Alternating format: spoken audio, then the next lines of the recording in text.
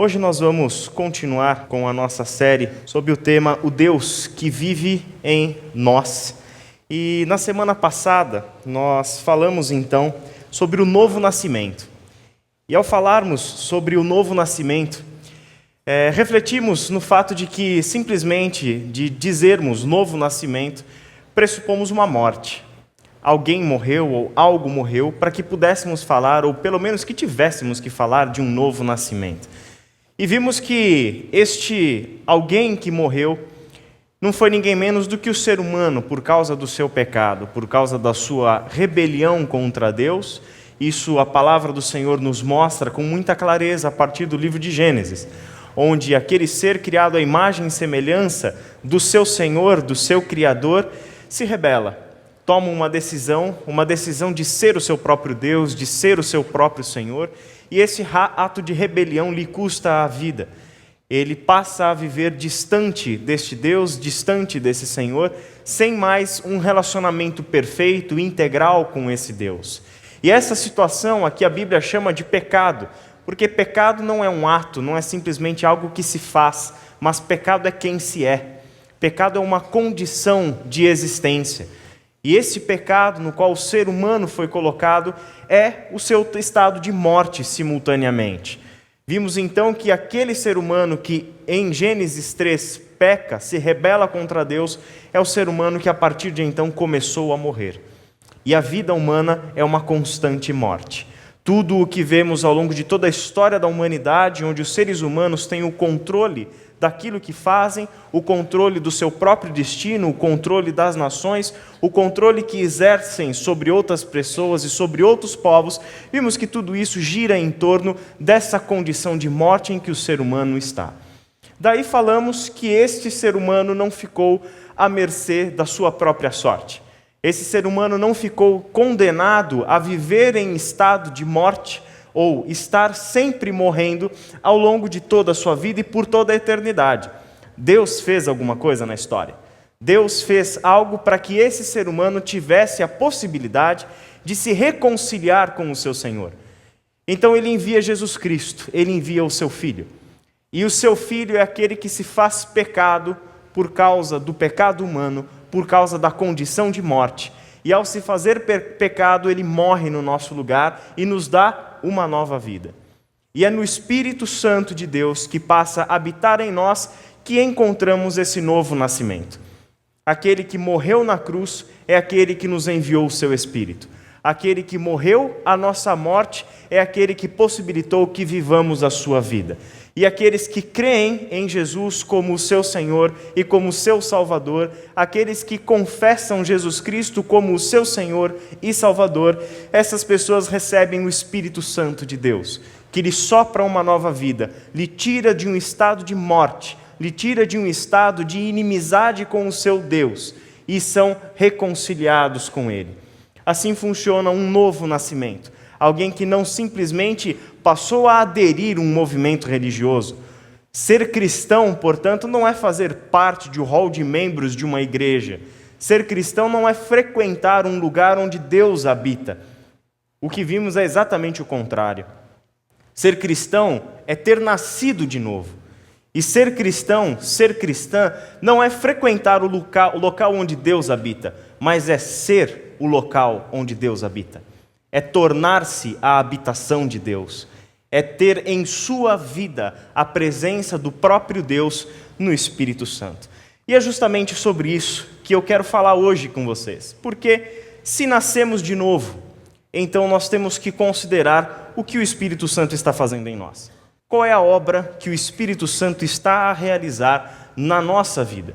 Sobre isso eu gostaria de refletir com vocês, em primeiro lugar, num texto que eu já terminei a pregação na semana passada, que é esse texto de João, capítulo 3, versículos 3, 5 até 8, onde o Senhor Jesus, numa conversa com Nicodemos, onde o assunto é o nascer de novo, ele diz o seguinte: em resposta, Jesus declarou: digo-lhe a verdade, ninguém pode ver o reino de Deus se não nascer de novo.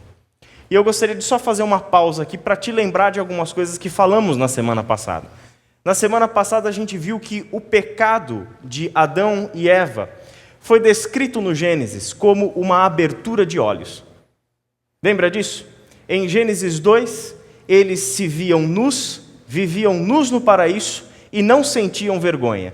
Depois do pecado, eles comem do fruto e os seus olhos são abertos. E eles, como Deus, conhecem bem e mal. Imediatamente, eles se veem nus e sentem vergonha. Procuram roupas para se cobrirem, fazer roupas para se cobrirem.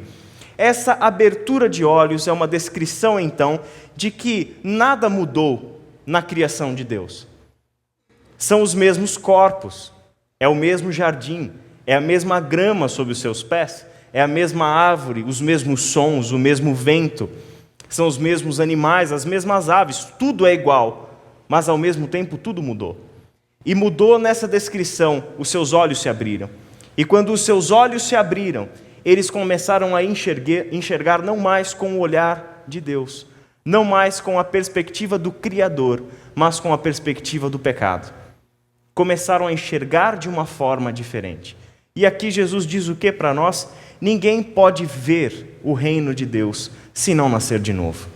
O nascer de novo, então, é uma nova abertura de olhos, que a gente viu descrito lá em Lucas capítulo 24, nos 2 discípulos que saíam de Jerusalém, indo para um povoado a 11 quilômetros de distância, chamado região de Emaús, e aqueles discípulos estão caminhando e Jesus se põe a caminhar com eles.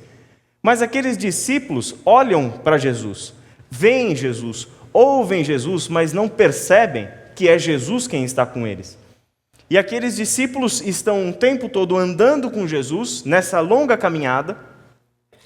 Nessa caminhada eles estão respondendo perguntas que Jesus lhes faz, eles estão depois ouvindo o Senhor Jesus em pessoa lhes expor as Escrituras, mas eles não conseguem enxergar que aquele é Jesus. E no momento em que Jesus partia o pão, o que o texto diz? Os seus olhos se abriram e eles perceberam quem era que estava com eles. Naquele momento Jesus sai da vista deles. Não precisa mais estar ali. De novo, uma abertura de olhos, onde é a mesma pessoa, é o mesmo homem que caminhou conosco, é o mesmo homem que nos fez perguntas, é o mesmo homem que nos expôs as Escrituras, mas algo mudou, os nossos olhos foram abertos, e quando olhamos para eles, não enxergamos mais o que víamos antes, não enxergamos mais a tragédia, o desespero, a dor, a falta de esperança, enxergamos o nosso Senhor, enxergamos o nosso Salvador. Ver o reino de Deus é para quem nasceu de novo. Porque quem nasce de novo passa a enxergar o mundo como o reino de Deus. Quem nasceu de novo começa a olhar para si próprio, começa a olhar para o próximo, começa a olhar para o mundo e começa a olhar para Deus com olhos abertos. E de olhos abertos eles enxergam além do que os seus olhos veem. Com os olhos do Espírito aberto, eles conseguem enxergar em si próprio, no outro, no mundo e em Deus, uma perspectiva que antes não tinham. Eles conseguem enxergar além. Então essa é a palavra de Jesus. Ninguém pode ver o reino de Deus se não nascer de novo. Digo-lhe a verdade, ninguém pode entrar no reino de Deus se não nascer da água e do Espírito. O que nasce da carne é carne, mas o que nasce do Espírito é Espírito. Não se surpreenda pelo fato de eu ter dito, é necessário que vocês nasçam de novo. O vento sopra onde quer. Você o escuta, mas não pode dizer de onde vem, nem para onde vai. Assim acontece com todos os nascidos do Espírito. Com esse texto nós fechamos a semana passada. E é a partir dele que eu quero pensar na obra do Espírito Santo em nós. O Espírito Santo, por Jesus, é comparado ao vento.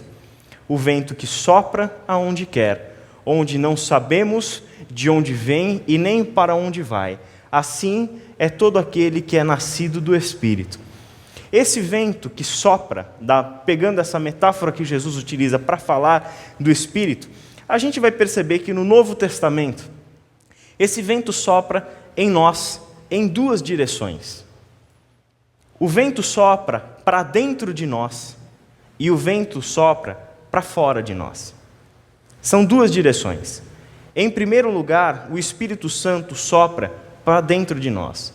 E aquilo que o Novo Testamento chama, por exemplo, 2 coisas: o fruto do Espírito e o dom do Espírito. Ao soprar para dentro de nós, ele sopra em nós vida. Mas não é uma vida qualquer, é a vida do próprio Deus. Ao soprar em nós a vida do próprio Deus, o que Ele quer fazer em nós, o que Ele quer soprar para dentro de nós, as características, a virtude, o caráter do próprio Deus. É isso que Ele está soprando dentro de nós. Ele sopra essa vida nova que forma na nossa vida características, a pessoa, o caráter do próprio ser de Deus que está sendo formado em nós. Esse é um processo de transformação sobre o qual a gente vai falar hoje. Esse processo de transformação é o nosso caráter sendo mudado, a nossa pessoa sendo transformada pela presença de Deus em nós. E é justamente essa presença do Espírito Santo de Deus em nós, esse sopro para dentro, é que nos muda quem somos. Muda o nosso caráter, muda a nossa perspectiva, a nossa conduta, as nossas ideias, muda tudo. E esse Espírito quer nos transformar. Isso é trabalho inerente a Ele. Ele está fazendo isso. Ao mesmo tempo, esse Espírito sopra em nós as suas capacidades. Não só o seu caráter, não só o caráter do próprio Deus, mas sopra em nós as suas habilidades, as suas capacidades. É o que o Novo Testamento chama de dom do Espírito. Ele sopra sobre nós qualidades dele, instrumentos dele. Ele sopra em nós habilidades que ele possui e que sem ele não teríamos. E isso ele faz, esse duplo sopro para dentro ele faz, porque ele quer nos soprar para fora. E soprar para fora é nos levar ao mundo em missão. Atos capítulo 1, versículo 8 fala justamente sobre isso. Como o Espírito Santo é descrito em Atos 1:8, o poder para nos tornarmos suas testemunhas. É o Espírito Santo que sopra para fora e nos manda para o mundo. Nos manda em missão para esse mundo. Nos manda para o mundo agora reconciliados com Deus. Tendo o sopro do Espírito em nós, temos a presença do próprio Deus em nós. E agora Ele nos manda para o mundo de volta, onde neste mundo nós temos uma missão para cumprir. E que missão é essa? A missão de reconciliar as pessoas com Deus. A missão de levar a mensagem do Evangelho, a boa notícia da possibilidade de um relacionamento novo com Deus, perfeito com Deus. Essa é a missão que Ele deu para nós. Nos manda, portanto, para fora, sopra para fora. Esse Espírito, então, nos dá o poder para testemunhar, nos envia para o mundo como seus agentes, nos faz os seus reconciliadores, por intermédio de quem Ele faz o seu apelo ao mundo, onde, ao fazermos isso, nós estamos em total união, em uma harmonia perfeita com o próprio ser de Deus, que o tempo todo, para toda a nossa vida, sopra para dentro de nós o seu caráter, as suas habilidades e sopra para fora. Onde, ao soprar para fora, somos levados a esse mundo para levar pessoas a Deus. Agora, a pergunta que a gente faz, na verdade duas. Como esse sopro do Espírito para dentro, que é o que vai nos interessar mais nessa noite, como é que esse sopro do Espírito acontece? E talvez uma pergunta que mexa mais ainda com a gente. O que muda na minha vida quando o Espírito sopra? Como esse sopro do Espírito para dentro muda a minha vida? O que muda em mim? E eu quero responder essas duas perguntas, começando pelo texto de Gálatas, capítulo 5. Primeiramente, os versos 16 e 17, onde o apóstolo Paulo escreveu assim: Por isso digo, vivam pelo Espírito, e de modo nenhum satisfarão os desejos da carne. Pois a carne deseja o que é contrário ao Espírito, e o Espírito o que é contrário à carne. Eles estão em conflito um com o outro, de modo que vocês não fazem o que desejam. Esse é um texto introdutório de Paulo para a famosa passagem dele sobre o fruto do Espírito, as obras da carne e o fruto do Espírito, onde nessa introdução ele expõe o problema, ele expõe a situação do ser humano. Nós estamos numa condição de conflito entre carne e espírito. Agora, o que é carne e espírito? Como é que entendemos carne e espírito? O que é que ele está querendo dizer com essas duas palavras? O nosso imaginário ocidental, muito influenciado pelo pensamento grego, pela cosmovisão grega, logo imagina carne e espírito como duas dimensões do ser humano. Logo imagina a carne como a dimensão material, física, tangível do ser humano. Imagina então carne a partir do corpo. É aquilo que me dá a experiência de vida corpórea, física, palpável. Isso seria carne. E o espírito? O espírito é o invisível. O espírito é a parte do ser humano que é imaterial, invisível, portanto. Não é possível de ser tocada e nem vista. Logo, somos levados a imaginar, então, carne e espírito como duas dimensões do ser humano que estão em uma oposição espacial. Porque a carne, por ser tangível, por ser palpável, por ser corruptível, habita o tempo, habita a história. E o espírito habita as alturas. O espírito é eterno. O espírito não morre, o espírito não perece, a carne sim. E aí nós temos todo um imaginário sendo construído ao longo de séculos e séculos, inclusive de interpretação da própria Bíblia, que vai nos falar então dessa oposição, onde a carne é má e o espírito é bom. E aí pensamos que carne é aquilo que aprisiona o espírito. Carne é aquilo que limita o espírito. A carne é essa nossa presença histórica que limita e que prende esse espírito que quer alçar voos. Consequência disso é que como é que você imagina o céu? Como é que você acha que você vai ser no céu? A maioria das pessoas imagina o céu como? Uma experiência espiritual. Eu vou viver em espírito. São poucos de nós que conseguem de fato compreender o céu como uma experiência física, corpórea. Porque o Novo Testamento ensina isso. Quem ensinou esse negócio de que carne e espírito são duas dimensões do ser humano, uma eterna e outra mortal, uma visível e outra invisível? Isso não foi Jesus e nem os apóstolos. Quem ensinou isso foi Platão e os gregos. Isso não é o Evangelho. No Evangelho nós temos um pensamento diferente sobre o que é carne e sobre o que é espírito. Porque a experiência futura, inclusive de ressurreição, é uma ressurreição no corpo. O apóstolo Paulo fala isso em 1 Coríntios 15, por exemplo, onde fala que nós viveremos em toda a eternidade com um corpo glorificado. A fé cristã não concebe uma existência sem corpo, não concebe a existência sem um corpo físico. A vida é na sua totalidade.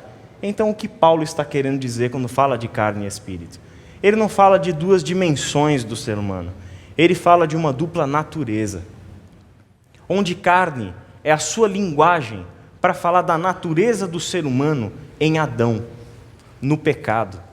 É a natureza morta que ainda vive em nós. É a natureza morta que ainda habita em nós. Essa é a natureza do pecado. Essa é a minha condição em Adão. É quem eu sou por causa da minha descendência de Adão. Carne, portanto, é a minha natureza que se opõe a Deus. É a minha natureza que tem a tendência de viver, pensar, desejar, agir sempre contra os desígnios de Deus. Essa é a minha carne. Essa é a carne como parte da minha natureza, uma natureza que tenho dentro de mim. Mas, ao mesmo tempo, ele fala de uma segunda natureza, a natureza do Espírito, onde eu não sou nascido somente da carne. Lembra que essa é uma linguagem que, inclusive, Jesus usou no texto com Nicodemos que acabamos de ler lá de João 3. Os nascidos da carne e os nascidos do Espírito.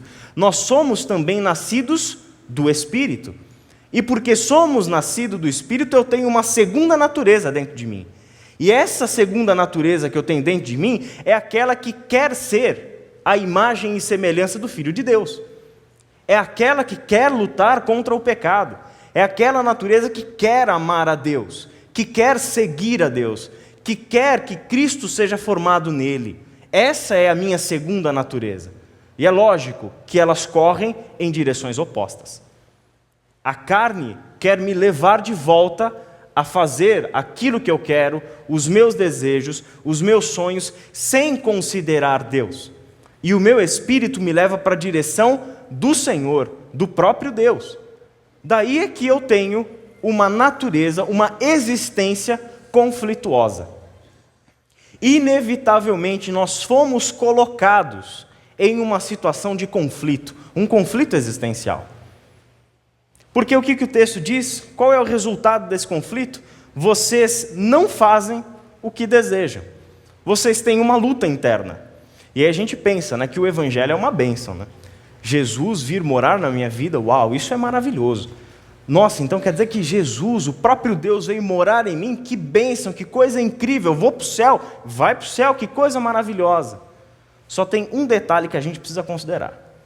Quando o Espírito Santo passou a habitar você, esse foi o maior problema que já te foi dado. Porque a partir de então, você vive um conflito. O conflito de querer ser quem a sua carne não quer que você seja. Tentar viver de acordo com os seus desejos, enquanto o Espírito Santo de Deus te chama para uma outra direção. É aquela luta que a gente tem, onde eu não quero mais fazer isso, mas eu não consigo e acabo fazendo. E aquilo que eu queria fazer, eu não tenho força e acabo não fazendo. E essa se torna a minha natureza em conflito, a minha existência em uma batalha sendo travada. A linguagem de Paulo é importante. Carne e espírito, essas duas naturezas que habitam em mim e que formam esse ser que sou, elas estão em conflito. Ou seja, o meu coração, o centro da minha personalidade, é um campo de batalha, onde a minha natureza pecaminosa me puxa para um lado e o Espírito Santo de Deus me puxa para um outro lado. O centro da minha personalidade, o meu coração, o centro da minha vontade, é um campo de batalha. E eu estou vivendo essa batalha. E eu preciso entender que nessa batalha eu tenho sim um papel decisivo a desempenhar. A sequência do texto, então, Paulo expõe para nós o resultado, ou aquilo que as duas naturezas que temos dentro de nós significam na prática. Ele diz assim: ora, as obras da carne são manifestas: imoralidade sexual, impureza e libertinagem, idolatria e feitiçaria, ódio, discórdia, ciúmes, ira, egoísmo, dissensões, facções e inveja, embriaguez, orgias e coisas semelhantes. Essa é uma descrição terrível, né? Quer dizer, isso é o que a carne produz. Esse é o natural para a nossa natureza pecaminosa. E ele não está descrevendo aqui um não cristão. Ele está descrevendo a gente. É a nossa natureza. É a nossa tendência natural. Por incrível que pareça, é a tendência de quem nasceu de novo. É a natureza de quem tem o Espírito Santo dentro dele. Essa é a sua tendência natural. Quando a gente olha para essa lista, a primeira de cima aí, quando a gente olha para essa lista, a gente percebe que a gente faz essas coisas. E não faz essas coisas porque é obrigado, a gente faz porque gosta de fazer. Se não faz tudo, faz algumas. E se não faz algumas que estão nessa lista, a gente faz outras que não entraram nessa lista. Porque não é uma lista exaustiva. Tem um monte de coisa que ficou do lado de fora dessa lista. E isso é o que a gente gosta de fazer. Essa é a nossa tendência natural. É isso que a gente está buscando satisfazer nos nossos desejos, no centro da nossa vontade. Por um outro lado, eu tenho uma outra natureza em mim. E essa outra natureza é a natureza do Espírito. E ele diz assim: mas o fruto do Espírito é amor, alegria, paz, paciência, amabilidade, bondade, fidelidade, mansidão e domínio próprio. Contra essas coisas não há lei. Quer dizer, é o oposto. Eu tenho uma natureza que só produz essas desgraças da primeira lista. E eu tenho uma segunda natureza que quer produzir em mim alegria, amor, paz, paciência, amabilidade, bondade, fidelidade, mansidão e domínio próprio. Quer desenvolver em mim o caráter do próprio Filho de Deus, o caráter do próprio Deus. Esse é o conflito existencial que vivemos. Uma dupla natureza, onde cada uma delas vai para uma direção. E essas passagens, onde essas listas estão claras assim para nós, é a exposição do nosso coração. Se você é uma cristã ou um cristão sério, comprometido com Deus, que busca o Senhor, você sabe muito bem de como esse conflito se dá. Você entende muito bem do quanto isso nos faz sofrer. Você percebe bem o quanto nós temos que lutar contra essas coisas. O quanto a nossa vida é pautada a partir desse conflito, dessa guerra, do que queremos fazer e do que não queremos fazer, e a incapacidade que às vezes nos vemos de realizar aquilo que de fato é a nossa vontade. Porque a gente para pensar às vezes diante da nossa vida, do cotidiano, e a gente pensa o seguinte: tá, mas qual é a minha vontade? Tua vontade é as duas. Isso que é o interessante. Você tem tanto a vontade de realizar obras da sua carne, como você tem vontade de realizar aquilo que é o fruto do Espírito. Significa que você é colocado no meio dessa batalha e você tem um papel decisivo para exercer no meio dessa batalha. Como é que é essa realidade? Como é que esse conflito, então, pode ser resolvido? Qual é o meu papel na resolução desse conflito? Eu gosto de um texto de Paulo, que é Romanos capítulo 5:5, onde ele diz que Deus derramou o seu amor em nossos corações, por meio do Espírito Santo que Ele nos concedeu. Para pensar comigo, esse amor que Deus derramou nos nossos corações, por meio do Espírito Santo que Ele nos concedeu, é o amor do próprio Deus derramado no nosso coração, derramado na nossa vida. Esse amor de Deus derramado em nós não é só o amor que passa por cima do nosso pecado, que nos limpa de toda a nossa culpa, que nos livra de toda a condenação, mas é o amor de Deus que quer formar no nosso coração o amor do próprio Deus, porque Deus é amor. É esse amor que quer transformar esse coração de ódio em um coração de amor. E a gente já tem esse amor derramado em nós, porque temos o Espírito Santo de Deus em nós. Só que hoje à noite, quando você chegar em casa, você vai ligar sua televisão e vai assistir um filme. E quando você assistir um filme, você vai ter a temática padrão do vilão e do bonzinho.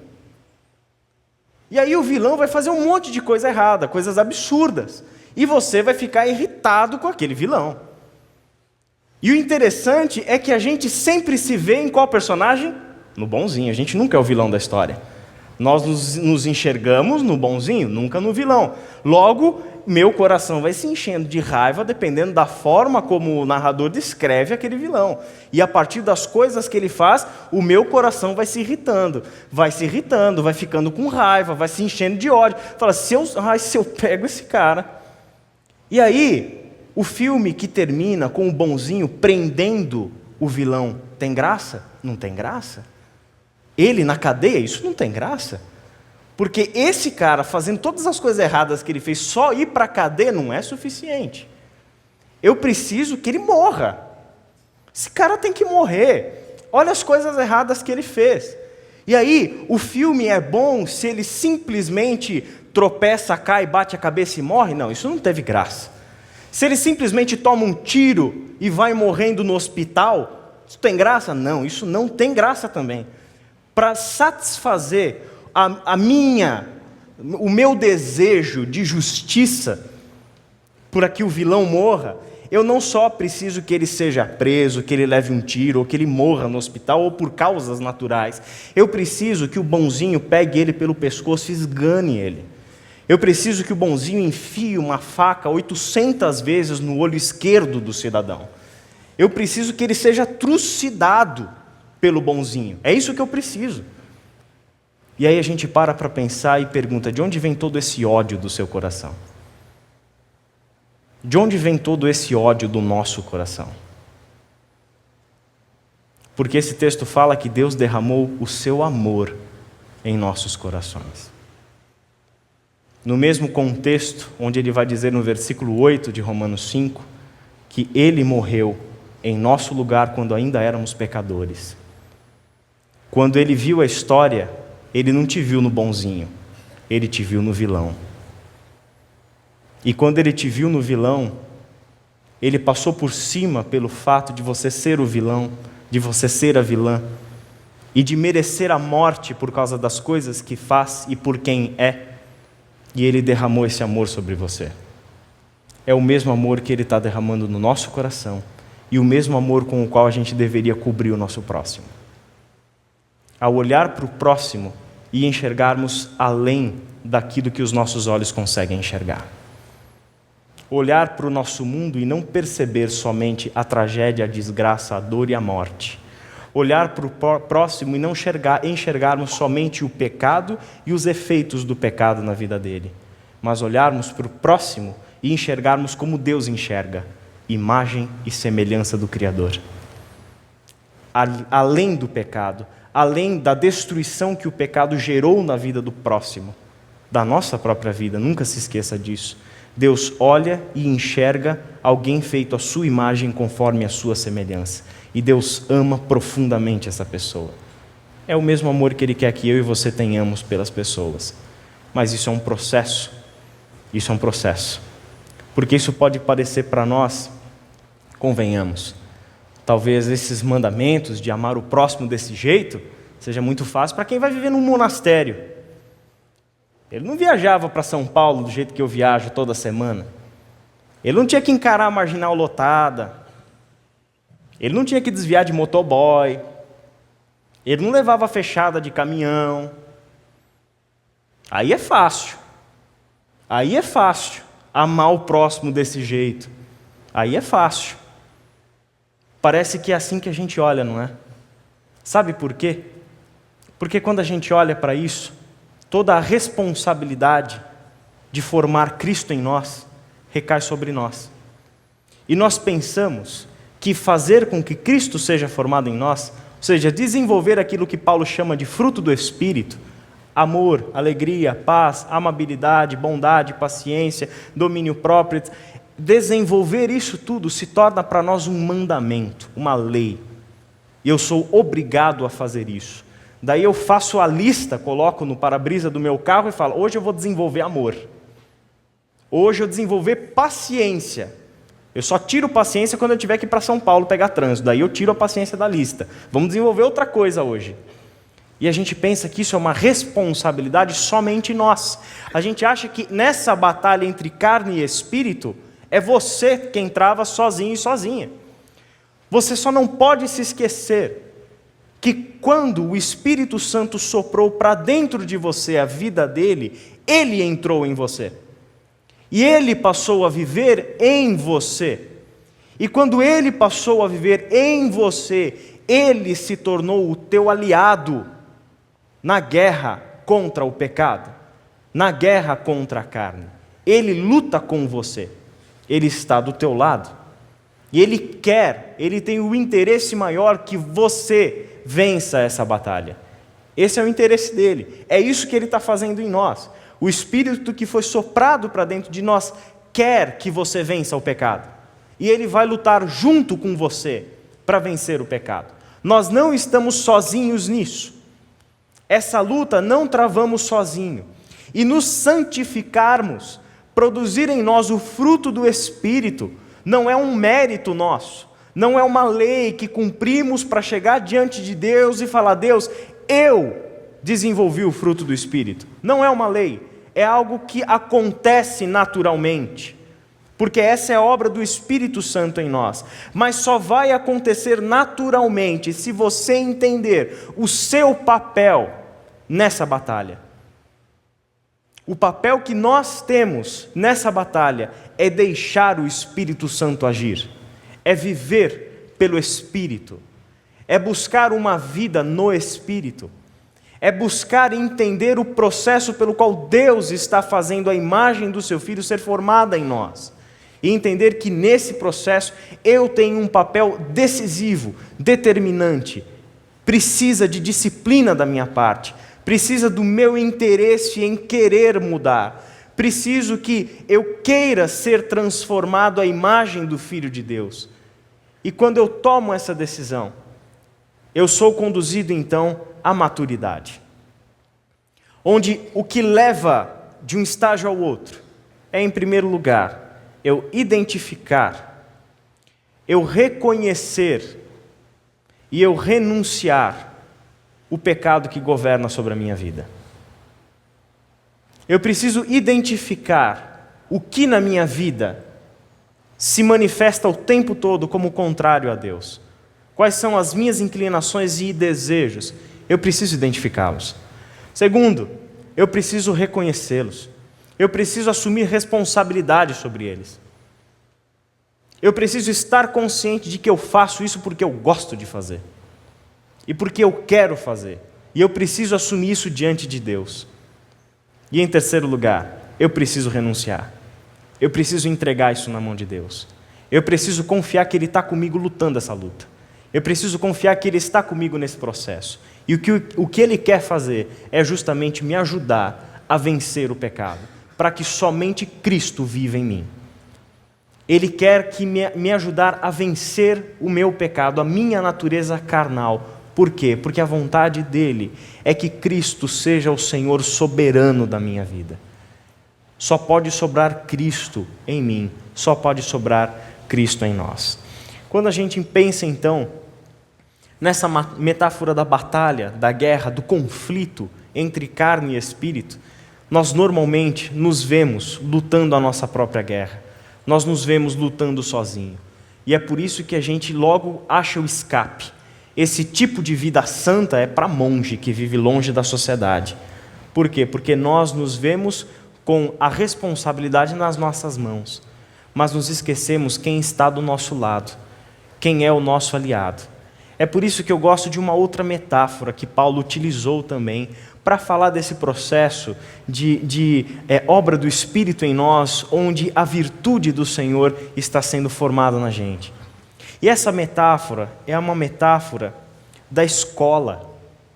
E é muito curiosa, porque ela é mencionada por Paulo em duas ocasiões. Uma delas é Gálatas, capítulo 3, quando ele fala que a lei foi a nossa tutora até Cristo. E uma vez que a lei foi a nossa tutora até Cristo, ela nos entregou na mão de Cristo e a lei não tem mais o controle sobre nós. Agora nós estamos na mão de Cristo. Só que essa metáfora continua, da tutoria, daquela que nos educa, que nos coloca num caminho e que nos entregou na mão de Cristo. Agora, esse processo continua não mais com a lei, mas com Cristo e com a graça. É exatamente o que ele diz em Tito, capítulo 2, de verso 11 a 14, onde lemos assim: porque a graça de Deus se manifestou salvadora a todos os homens. Ela, a graça, nos ensina a renunciar à impiedade e às paixões mundanas e a viver de maneira sensata, justa e piedosa nesta era presente, enquanto aguardamos a bendita esperança, a gloriosa manifestação de nosso grande Deus e Salvador Jesus Cristo.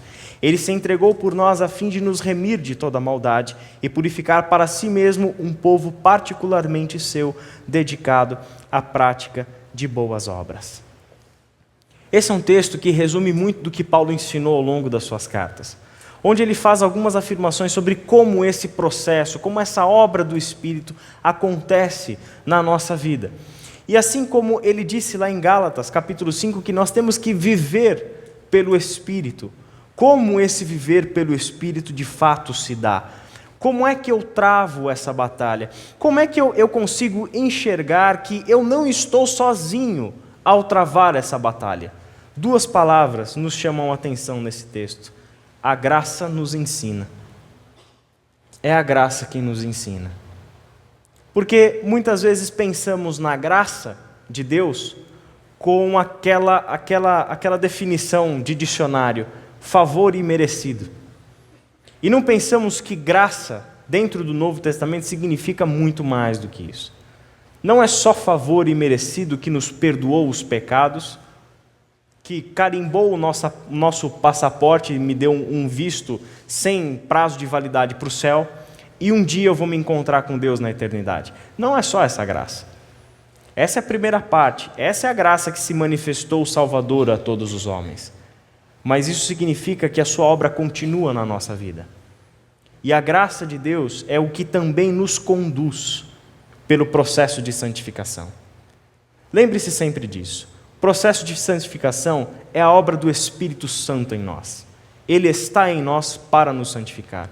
Ele está em nós para desenvolver em nós o fruto do Espírito.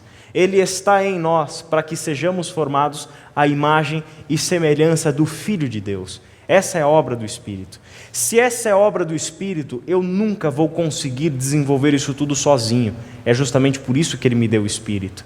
E o fato de ter me dado o Espírito, quer dizer, o mesmo Espírito que me livrou de todos os pecados na cruz de Cristo. É o mesmo Espírito e é a mesma graça que está sobre a minha vida no processo em que eu estou dizendo não para a minha carne e sim para o Espírito, dizendo não para a minha velha natureza e sim para a minha nova natureza. Isso é uma ação da graça de Deus que está sendo derramada o tempo todo sobre a nossa vida. Isso é graça. Quer dizer, também não é mérito nosso, assim como a salvação nunca é um mérito nosso. Nunca seremos salvos por nossas obras, jamais seremos santificados pelos nossos méritos e pelas nossas obras. Isso é graça de Deus. A santificação é uma graça de Deus. É uma possibilidade gratuita que Deus nos deu para que sejamos feitos à imagem do seu Filho. Quando travamos então essa batalha, nós temos a graça do nosso lado. E o texto nos fala que essa graça é a graça que nos ensina. E a imagem que Paulo utiliza, por isso eu falei de uma metáfora da escola, ele fala que a graça que se manifestou salvadora a todos os homens nos ensina. Essa graça nos ensina. E essa palavra ensina, no texto de Paulo, no original é paideia, que deu origem à nossa palavra pedagogia ou pedagogo. Daí a imagem da escola, a metáfora da escola, onde nós temos uma segunda metáfora então. A primeira é a do campo de batalha, onde tem guerra, onde tem morte acontecendo, onde tem sangue sendo derramado. O campo de batalha que se trava no centro da minha personalidade. Mas para entender o meu papel nisso, eu preciso dessa segunda metáfora, onde já não se dá no campo de batalha, se dá no ambiente de escola, onde a graça é a pedagoga. Onde a graça de Deus é aquela que me toma pela mão e me leva ao caminho de transformação. É eu saber que eu tenho essa graça como minha aliada e que a minha luta contra o pecado só fará sentido e só será efetiva porque a graça de Deus atua em nós. Caso contrário, não tem sentido. Caso contrário, a minha luta contra o pecado é meu próprio mérito. Caso contrário, a minha luta contra o pecado é para eu chegar depois para Deus e dizer, olha como eu sou bom, eu parei de pecar. Olha como eu sou bom, eu obedeci tudo, obedeci todas as leis, eu amei todo mundo, eu nunca fechei ninguém, eu não matei minha mãe, eu não fiz absolutamente nada de errado ao longo da vida. Sou perfeito, Deus, me deixa entrar no céu. Isso não funciona e a gente sabe. Isso é o fariseu. Aquele que tem um monte de lei para cumprir, obedece tudo à risca, para poder dizer o quê? Eu não sou como esses outros aí, eles pecam, eu não. Eu sou diferente, eu obedeço tudo.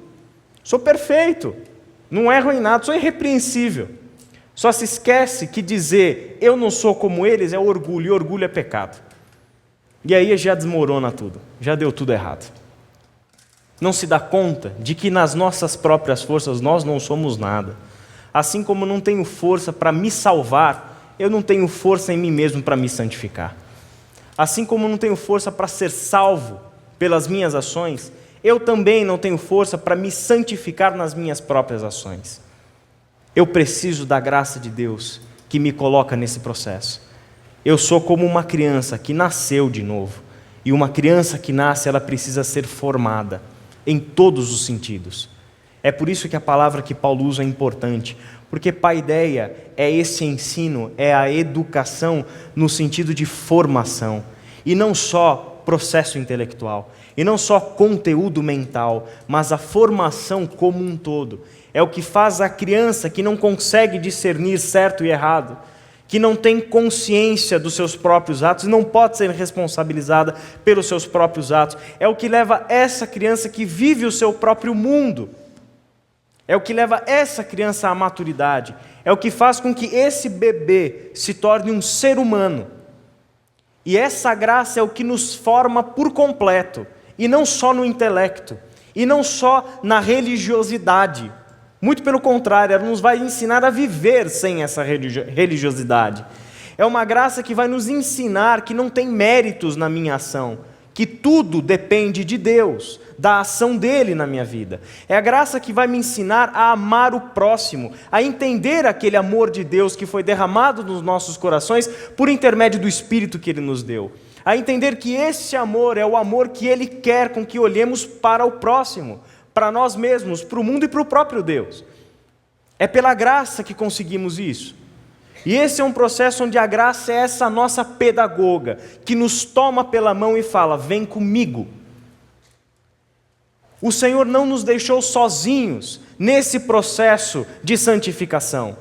Ele nos dá a mão na sua graça e fala: deixa comigo, eu te conduzo.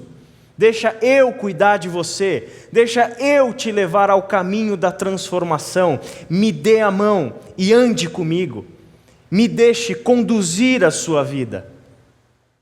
E é justamente essa a nossa responsabilidade e o nosso papel. Eu tenho que querer, e eu tenho que lutar pelo meu querer. Eu tenho que mudar os meus desejos e as minhas intenções. Eu preciso querer que a graça me transforme, porque esse processo de transformação, essa mudança que o Espírito Santo está realizando no nosso coração, no centro da nossa personalidade, não é um processo indolor. Vai doer, e vai doer muito. Porque é um processo que começa numa desconstrução. E essa é a desconstrução onde nós estamos perdendo, onde nós vamos deixar morrer tudo aquilo que pertence à nossa velha natureza no pecado.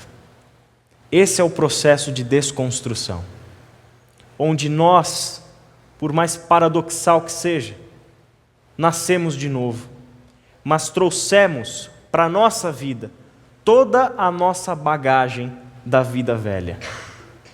Trouxemos para a nossa nova vida em Deus todas as nossas tendências, todos os nossos desejos e inclinações. Trouxemos para a nova vida tudo aquilo que gostávamos de fazer e que se opõe a Deus e que agora a gente tem consciência disso. Trouxemos para a nova vida os nossos vícios. Trouxemos essa nossa personalidade difícil. Trouxemos tudo. E é assim que o Espírito nos pega. E quando Ele nos pega assim, a graça, imagina sempre isso, a graça nos toma pela mão e fala: tem algumas coisas que a gente vai ter que tirar de você. Algumas coisas da sua vida precisam ser desconstruídas. E esse é o processo que nos dói mais. Porque a gente vai ter que aprender a abrir mão de certas coisas. A gente vai ter que aprender a lutar contra certas coisas. Certas coisas que nos satisfazem hoje. Certas coisas que nos dão sentido existencial. Certas coisas que nos preenchem o vazio. Vícios, tendências, desejos, paixões. Tudo isso faz parte da nossa vontade. E a gente quer continuar a fazer isso. É por isso que começa na desconstrução, porque a graça nos ensina a renunciar à impiedade e às paixões mundanas. Esse é o meu papel. Eu preciso me conscientizar que o Espírito Santo está em mim trabalhando, mas Ele não vai fazer a obra sem mim. Ele não vai fazer a obra sem mim. Ele precisa do meu empenho. Ele precisa que eu diga não a tudo aquilo que pertencia à minha antiga forma de viver, à minha velha natureza. Ele precisa desse passo meu. Eu preciso me conscientizar, eu preciso assumir a responsabilidade e eu preciso entregar na mão de Deus aquilo que hoje me satisfaz e que é pecado. Eu preciso fazer isso. Porque quando esse processo se dá, há um outro processo que automaticamente acontece. Da desconstrução, nós somos levados à construção. A graça que nos ensina a renunciar às impiedades e às paixões mundanas é a mesma graça que agora vai nos ensinar a viver de maneira sensata, de maneira justa, de maneira piedosa nesta era presente. É um processo de desconstrução e construção, onde todo buraco que eu vou deixar na minha vontade por dizer não ao pecado será preenchido pela graça de Deus. E esse é o trabalho do Espírito Santo em nós. Às vezes nós tememos dizer não para o pecado. Sabe por quê? Primeiro, porque a gente gosta de pecar. Se a gente não gostasse de pecar, o problema estava resolvido. Mas a gente adora pecar. E porque a gente gosta de pecar, a gente tem o medo de dizer não para o pecado. Porque quando a gente diz não para o pecado, a gente tem aquela sensação de que algo está sendo tirado de mim. Eu tenho a sensação de que eu estou perdendo algo que eu gosto. Eu tenho a sensação de que aquilo que me satisfaz, aquilo que me preenche como pessoa, eu não vou ter mais. Bom, essa desconstrução é necessária. Daí que o processo não é indolor. Vai doer. Essa desconstrução é necessária. Mas tem algo que acontece, e isso é graça de Deus. Quando esse vazio se dá no meu coração, na minha vontade, é exatamente ali que o Espírito Santo preenche. Toda vez que eu deixo esse vazio ao dizer não para o meu pecado, é ali que o Espírito Santo chega e transborda. Ele me preenche, ele me completa. E nesse processo de desconstrução e construção, o que eu vou aprendendo? Eu vou aprendendo a viver sem o pecado. Eu vou aprendendo a abandonar paulatinamente tudo aquilo que é da minha velha natureza. Isso não vai acontecer da noite para o dia, de uma hora para outra, não vai. Isso é um processo para uma vida, onde esse processo tem que começar imediatamente. Aliás, já demorou para ter começado. Esse é um processo onde nós temos um papel a exercer, o papel da renúncia, o papel de atuarmos juntos com o Espírito Santo de Deus, entendendo que tudo isso é graça de Deus. E é a graça de Deus que está operando na nossa vida, nesse processo de desconstrução e de construção. Eu gosto muito de um filme onde tem uma imagem curiosa sobre esse assunto. É um rapaz que ele tem problemas com álcool e com drogas. E ele deu muito problema já para a família. E ele tem um irmão super bem sucedido. Muito bem sucedido no mundo do crime, né? Umas coisas interessantes que a gente assiste, né? Muito bem sucedido no mundo do crime. Então ele é limpo, né? Ele não tem problema nenhum com droga nem nada. Ele é um baita do empresário criminoso, mas é um empresário. E aí esse mais jovem, o irmão dele, é o problemático da família. E ele tem problema com o alcoolismo e com as drogas. E ele trabalha no restaurante do pai e da mãe. E ele trabalha na cozinha do restaurante. Não sei se você já associou isso a algum filme. E aí ele trabalha na cozinha daquele restaurante e um dia ele está lá trabalhando e o irmão dele para com o carrão dele lá, desce com seu sobretudo impecável, entra no restaurante, ele é muito amigo do irmão, chega lá na cozinha e tem uma baita de uma placa na porta da cozinha escrito, cuidado com o cachorro. E aí ele fala, Yuri, você está maluco? Né? Como assim, cuidado com o cachorro? Cachorro na cozinha, se um cliente vê isso, sério mesmo, cuidado com o cachorro na cozinha. Aí ele fala, não, Yuri, é o cachorro que habita dentro de mim. Eu preciso tomar cuidado com o cão que mora dentro de mim. Porque se eu não mantiver ele enjaulado, ele toma conta de tudo, ele destrói tudo. Se eu não mantiver esse cão enjaulado, ele acaba com tudo. Ele destrói tudo. É mais ou menos essa a imagem. Nós temos um ser humano dentro de nós, pecador, e que se eu não tomar cuidado, ele destrói tudo. Ele arrebenta com tudo. Ele acaba com a minha vida. Daí eu tenho o Espírito Santo de Deus, que não só me ensina a enjaular esse cão, como me ensina a parar de dar comida para esse cão, até que ele morra. Esse é o trabalho do Espírito Santo em nós. Ele quer nos ensinar a como vencer essa nossa tendência de nos autodestruir em todos os sentidos.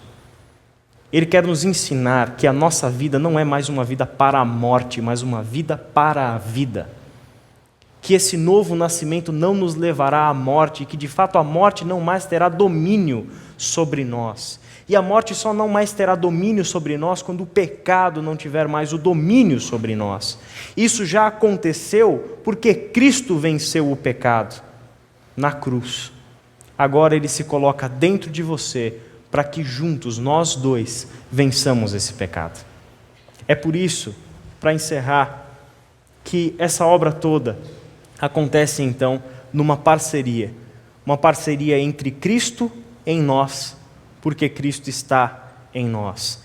Ele se entregou por nós a fim de nos remir de toda a maldade e purificar para si mesmo um povo particularmente seu, dedicado à prática de boas obras.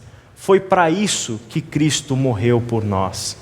Ele morreu para que fosse possível esse processo de desconstrução e construção dentro da nossa vida. Ele morreu para que fosse possível o transformar o caos da nossa existência em ordem no belo jardim do Éden. Ele fez isso. Ele fez isso porque Ele tinha um propósito. O propósito é nos remir de toda a nossa maldade e purificar para si mesmo um povo que seja particularmente seu. E um povo particularmente seu é um povo dedicado à prática de boas obras, ou seja, um povo que faz neste mundo as obras que Deus faz. É um povo que realiza nesta terra aquilo que Jesus quer realizar. Esse é um povo particularmente dele. E é importante lembrar que tudo isso, esse processo de santificação, esse processo de Cristo ser formado em nós, não é algo lá para o futuro. Porque o versículo 13 nos fala que o tempo dessa santificação é aqui e agora. É por isso que fala ali que nós fazemos isso, aprendemos com a graça a renunciar às impiedades e a paixões mundanas e a viver de maneira sensata, justa e piedosa, quando e onde? Nesta era presente, enquanto aguardamos a nossa bendita esperança, a manifestação do nosso grande Deus e Salvador Jesus Cristo. Ele se entregou por nós, a fim de nos remir de toda maldade e purificar para si um povo particularmente seu, dedicado à prática de boas obras. É isso que Ele está fazendo, e o tempo para isso é hoje, é aqui e é agora. Não é amanhã. Ninguém vai ser santificado no céu, ninguém vai vencer pecado no céu, ninguém vai ser levado para o céu para lá vencer o pecado, para lá matar a sua carne, para lá Cristo ser formado em nós. Não, o tempo disso é aqui e agora, é hoje, é ontem.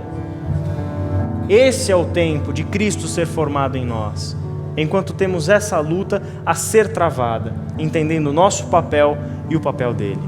Feche os seus olhos, vamos orar. Eu queria que você tivesse um momento de entrega do seu coração a Deus, justamente porque nosso coração é tão enganoso. Nosso coração nos leva muitas vezes para tão longe de Deus, nas melhores das intenções religiosas. E às vezes não nos apercebemos que é Deus quem está dentro de nós, querendo nos transformar, e a gente está tentando lutar com as nossas próprias forças. Ou a gente está tentando lutar a partir da nossa religiosidade, ou a gente está tentando justificar para Deus o nosso pecado, dizendo: Deus, eu sou assim mesmo, não tenho jeito. Não, tem jeito sim. Tem jeito. Tem jeito porque não depende somente de você. Tem jeito porque o Espírito Santo está dentro de você, lutando junto com você. Tem jeito porque transformação é obra da graça de Deus. É papel do Espírito Santo em nós. Pai querido, nós te damos graças. Ao mesmo tempo em que pedimos, Pai, orientação do Teu Espírito em nós.